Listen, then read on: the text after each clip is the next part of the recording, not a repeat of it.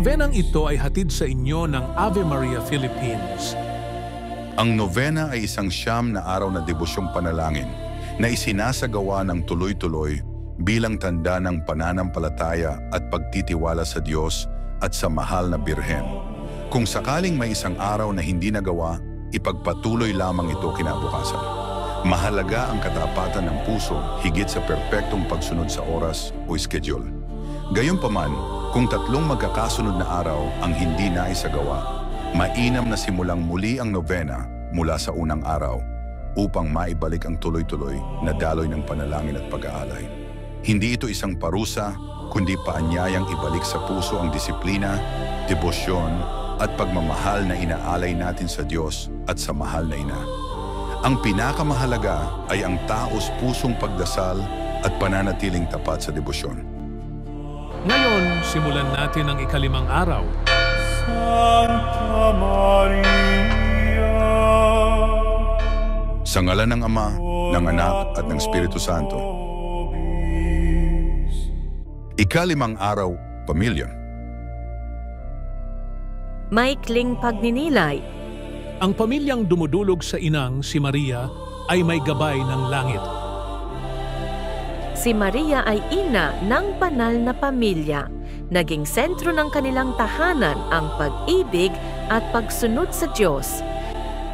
Naway maging inspirasyon siya ng bawat pamilya upang mamuhay ng may pagkakaisa, paggalang at pananampalataya.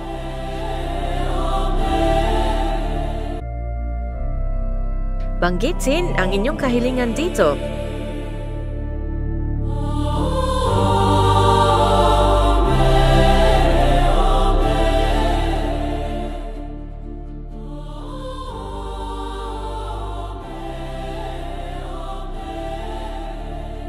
Ina ng laging saklolo, narito ako, isang makasalanan, sa iyong harapan. Dumudulog ako sa iyo at inilalagak ang aking tiwala sa iyo.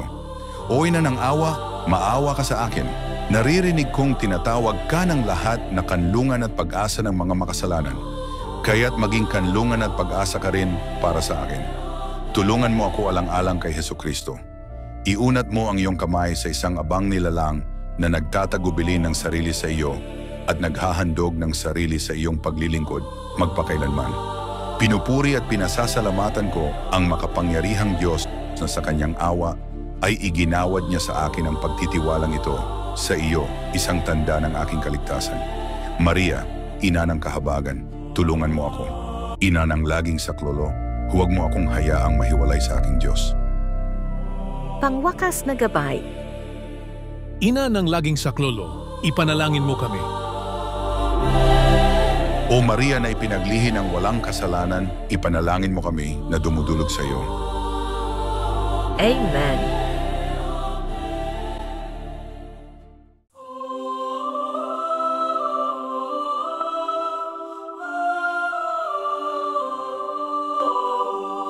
Sanctus Dominus, gloria Patri et Filio, et Spiritui Sancto. Kyrie eleison, Christe eleison.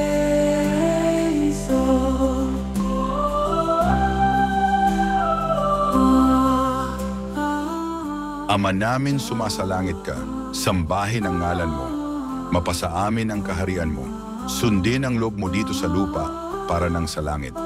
Bigyan mo kami ngayon ng aming kakanin sa araw-araw at patawarin mo kami sa aming mga sala para nang pagpapatawad namin sa nagkakasala sa amin. At huwag mo kaming ipahintulot sa tukso at iadya mo kami sa lahat ng masama.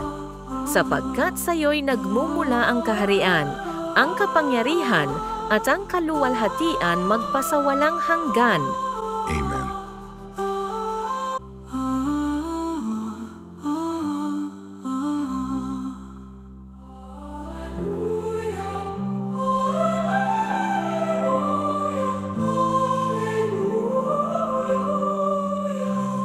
Sanctus, Sanctus, Sanctus Dominus Deus Sabaoth, Gloria in excelsis Era pax omnibus bone voluntatis. Amen. Amen. Dona nobis pacem Domine.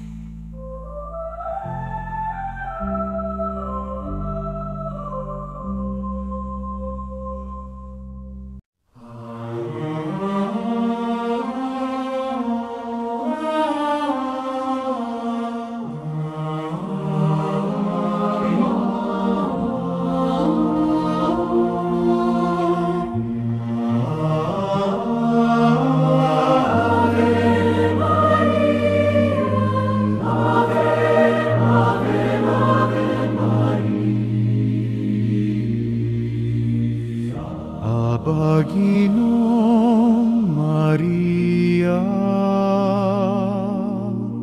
napupuno ka ng grasya, ang Panginoon ay sumasa iyo, bukod kang pinagpala. Sa babae pinagpalaman ang iyong anak na si Jesus.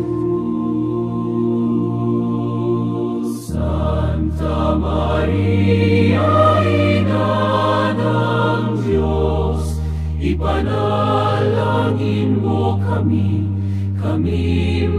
makasalanan ngayon. At kung kami mamapatay, Amen, Amen. Aba Ginong Maria, napupuno ka ng grasya.